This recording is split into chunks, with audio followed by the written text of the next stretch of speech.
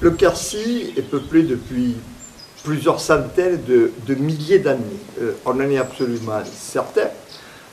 Il y a eu des fouilles qui ont révélé des vestiges très très très anciens, par exemple à côté de Tour-de-Fort, un endroit qui s'appelle Coudoulouse, où moi-même j'ai fouillé, et plus tard un de mes collègues, le professeur Jacques Jaubert, a repris ces fouilles. Et les gens qui vivaient donc il y a ces centaines de milliers d'années ont été remplacés par les Néandertaliens. Et les Néandertaliens ont vécu en Quercy jusqu'à il y a peut-être 30-35 000 ans. Après quoi, ils ont disparu.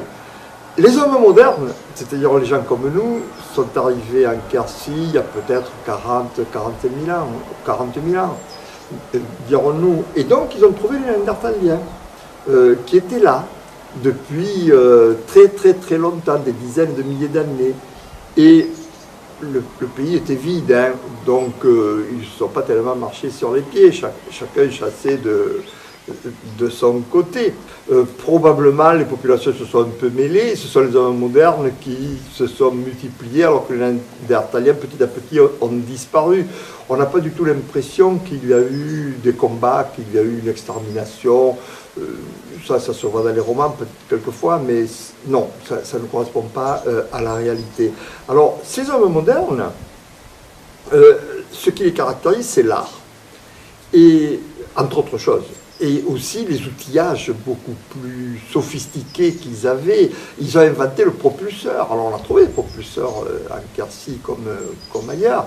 Et il y a l'art. Donc, les grottes ornées, le Quercy constitue un des centres de grottes ornées en Europe, avec ses propres particularités. Alors il y a des grottes qui sont très connues, comme la grotte de Pechmerle, celle de Cougnac, qui sont ouvertes au public, la grotte des Merveilles à Rocamadour, mais il y en a d'autres, et qui ne sont pas connues, qui sont beaucoup moins connues du grand public, parce qu'elles ne sont pas ouvertes au public. Mais Cougnac et Pechmerle, ce sont deux sanctuaires absolument majeurs, avec des périodes différentes. Les périodes les plus anciennes qu'on a, ça peut remonter vers 26, 27 000, peut-être 30 000, et les plus récentes, il y a 12, 13, 14 000 ans. Et les gens n'y sont pas restés tout le temps. D'abord, ils n'habitaient pas dans ces grottes, hein. Ils y allaient pour leur cérémonie, ils habitaient à l'extérieur. C'était des grands chasseurs, c'était des gens qui pratiquaient la grande chasse, la pêche, la cueillette. La cueillette devait jouer un rôle extrêmement important, et c'était certainement l'apanage des femmes, comme partout, alors que les hommes chassaient le gros gibier, et ce gros gibier, c'était les bisons, les chevaux, les aurochs, les bouquetins, donc, qui sont représentés également sur les parois.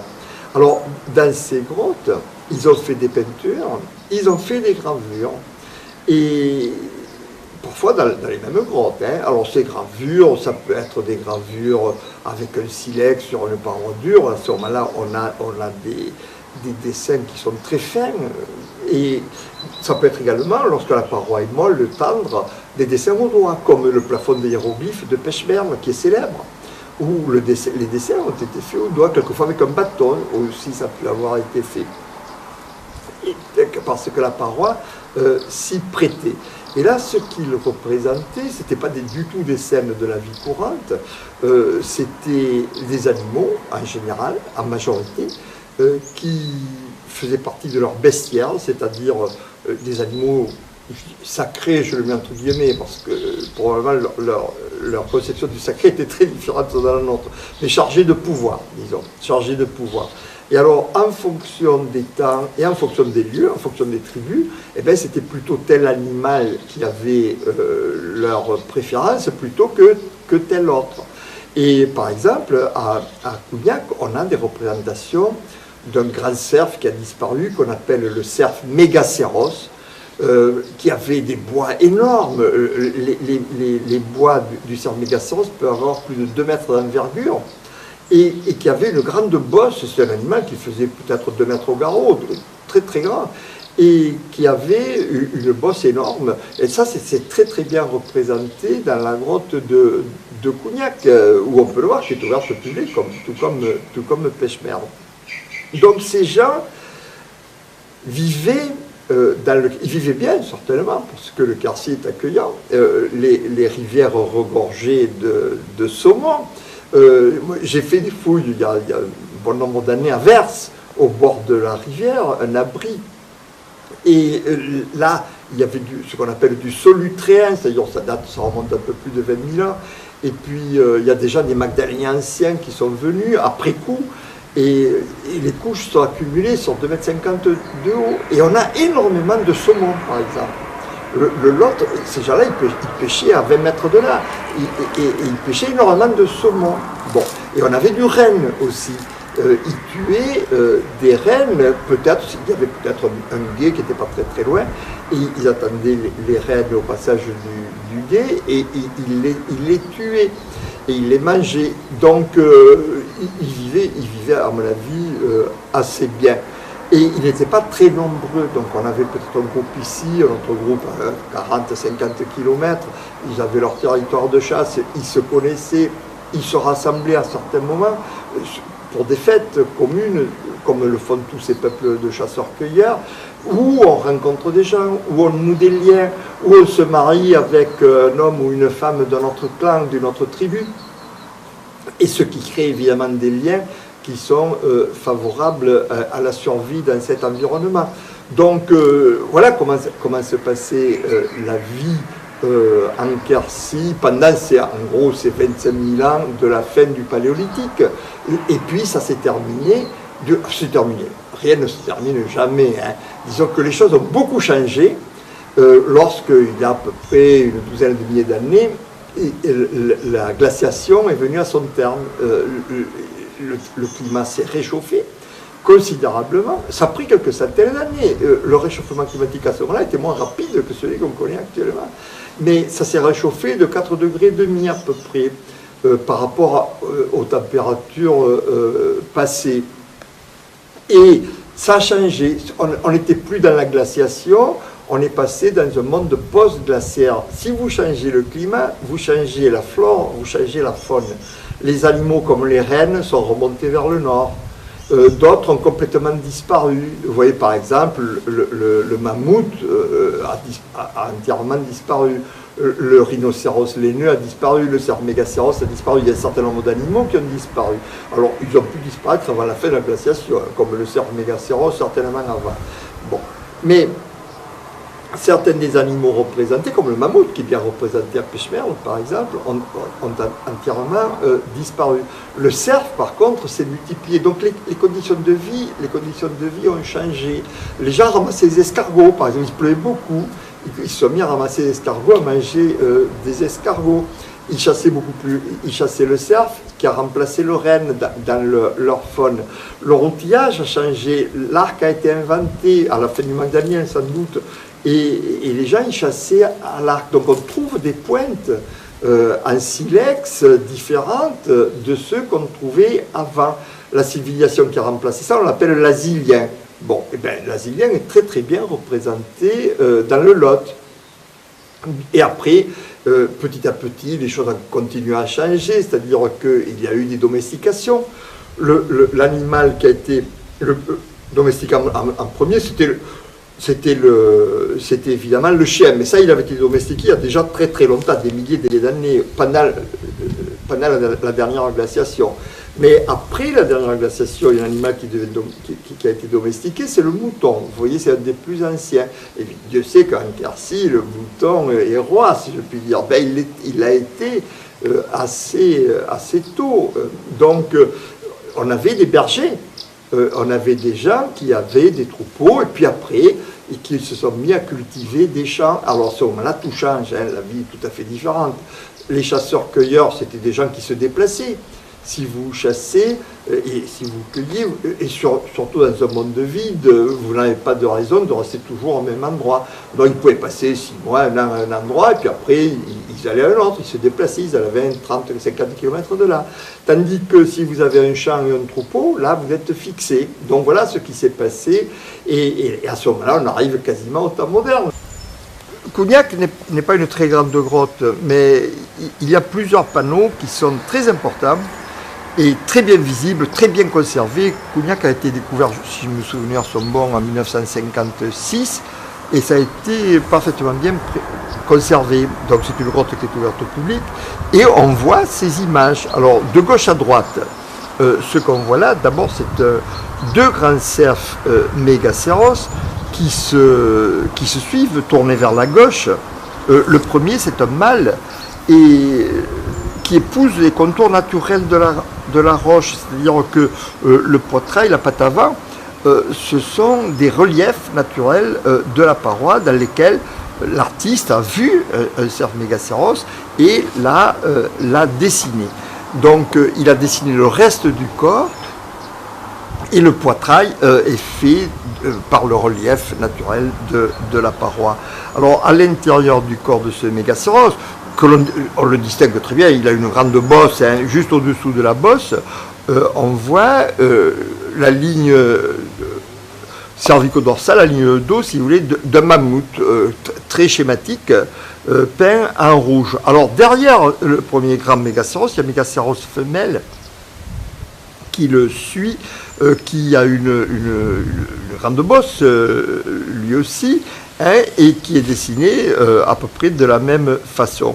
Et puis, nous avons un relief rocheux qui sépare d'un second panneau, donc toujours de gauche à droite. Et dans ce second panneau, on voit un autre grand mégacéros avec des bois très très bien dessinés, rouges. Et celui-là, exactement la même conception, il suit, l'avant-train suit le contour naturel de la roche. On voit comment l'esprit de ces gens fonctionnait. Ils regardaient la paroi.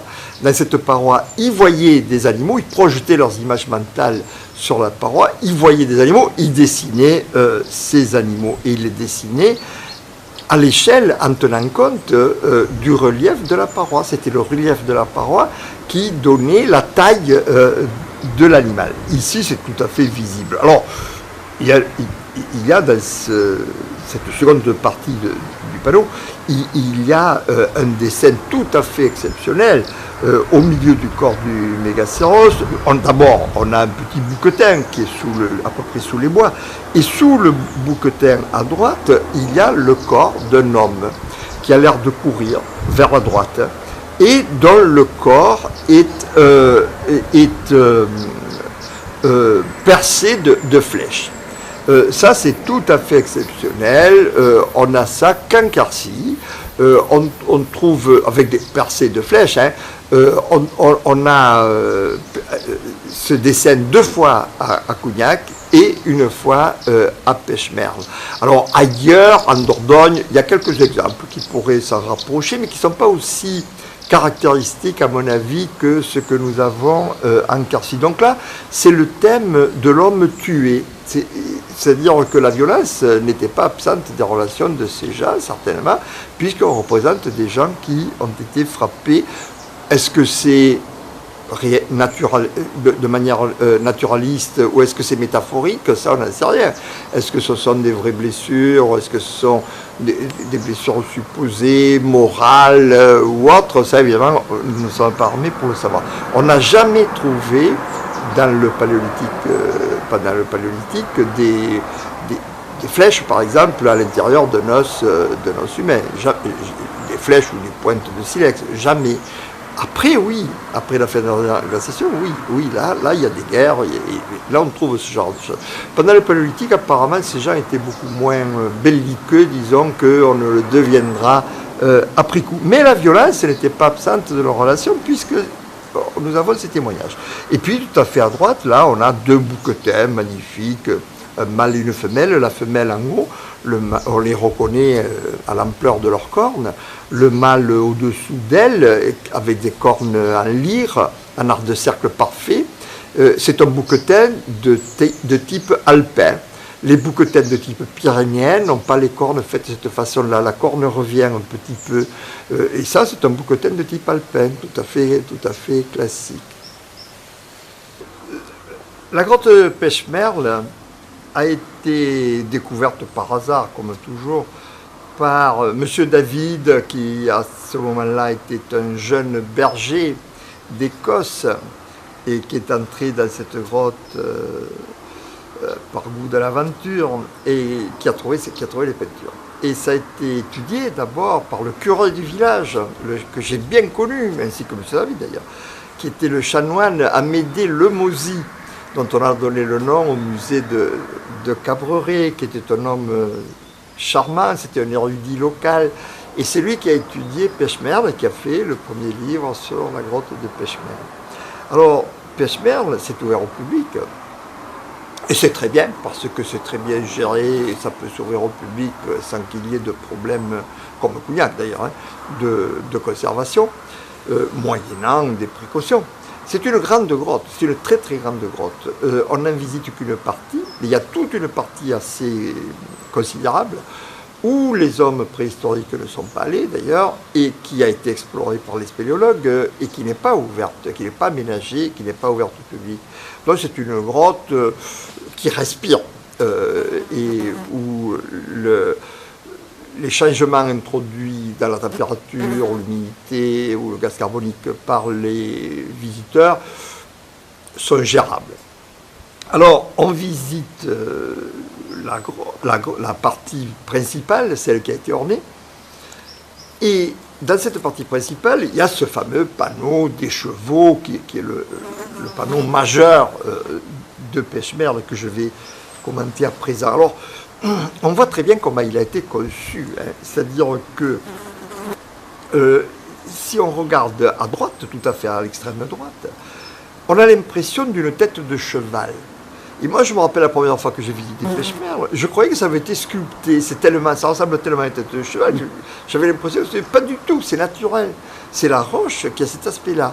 Donc, il y a quelqu'un qui, il y a 25 000 ans, parce qu'on a une date de 25 000, alors qui est allé à cet endroit-là, qui a vu là, cette roche découpée de cette façon, naturellement, et qui a inscrit un cheval avec les bonnes proportions, mais la tête qui est dessinée, elle est toute petite en fait.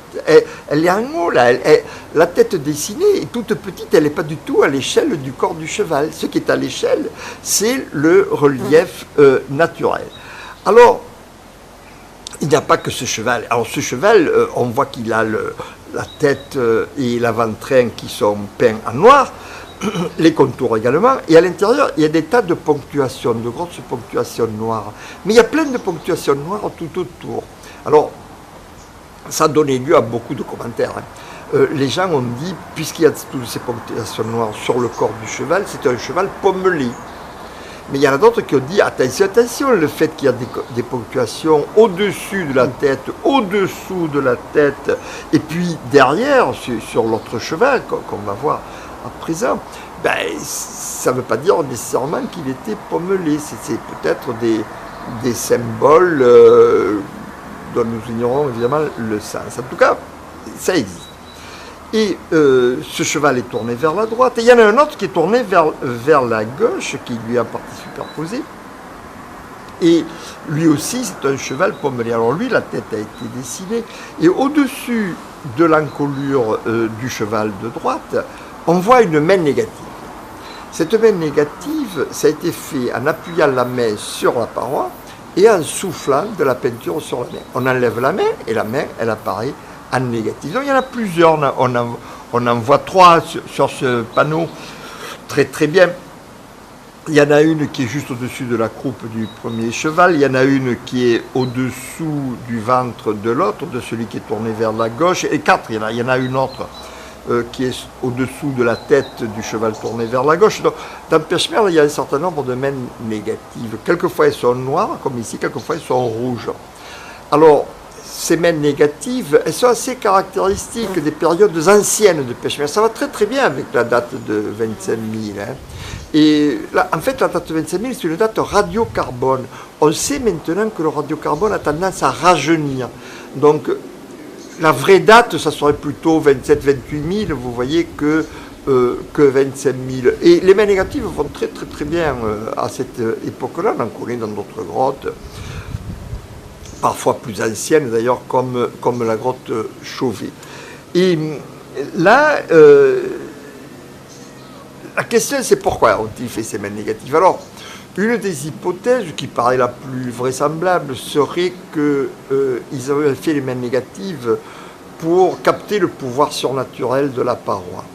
Parce que quand on souffle la peinture, la main se couvre de peinture, hein, elle se fond d'une certaine façon dans la paroi, et on enlève la main, et la trace de la main se trouve sur la paroi, elle est matérialisée. Donc, l'idée qu'il y a un pouvoir surnaturel dans la paroi, et qu'en faisant ça, on entre vraiment en contact avec les forces surnaturelles, c'est ce qui paraît actuellement le plus plausible. Alors, il y a eu d'autres théories, et certains ont dit c'est des signatures.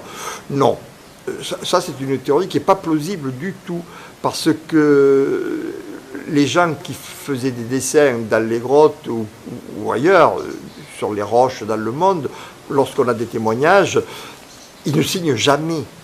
C'est collectif, c'est un travail qui est collectif, c'est fait pour la tribu. C'est pas comme les artistes actuels qui veulent se distinguer, d'ailleurs qui veulent en vivre. C'est pas ça du tout. Dans ce type de culture, c'est d'une certaine façon, c'est anonyme, même si on savait très bien qui c'est qui l'avait fait, ça reste anonyme. Donc on ne signe pas les œuvres. Non, ça c'est une hypothèse qui est à exclure totalement. Donc vous voyez que sur un panneau relativement simple, il y a beaucoup de choses. Alors, il y a quelque chose qu'on ne voit pas sur la photo, c'est qu'il y a aussi un grand poisson rouge qui a été dessiné, je crois que c'est un brochet, c'est un très très grand poisson rouge qui a été dessiné. Les poissons, c'est rare. Hein. Alors, pourquoi l'ont-ils fait? On peut penser qu'ils l'ont pêché dans le Célé ou dans le Lot, qui n'était pas très très loin. Et il devait avoir également une valeur symbolique, mais laquelle? Beaucoup de questions restent posées. Les grottes du Quercy, dont on parle toujours, ce que je viens de faire, ce sont celles de Pêche-Merle et de Cougnac. D'abord parce qu'elles sont très importantes en soi, et d'autre part parce qu'elles sont ouvertes au public, donc on peut les voir. Mais il y en a bien beaucoup plus qui ne sont pas ouvertes au public. En tout, il doit y en avoir une vingtaine entre le Lot où se trouve la majorité, et le Tarn et le Tarn-et-Garonne, où on en a quelques-unes. Alors, ces grottes ne sont pas ouvertes au public pour des questions de conservation, parce qu'on ne peut pas les ouvrir au public sans les aménager d'une façon considérable, c'est-à-dire sans changer les conditions, et par conséquent sans les mettre en péril. Elles ont presque toutes été étudiées par mon collègue Michel Laure-Blanchet, qui les a publiées, donc on sait qu'elles existent, les documents existent, mais seuls quelques spécialistes, très rarement, peuvent y accéder pour des questions de conservation. Donc il faut les conserver pour l'avenir, où il y aura sans doute d'autres méthodes d'études, et peut-être révéleront-elles de nouveaux éléments.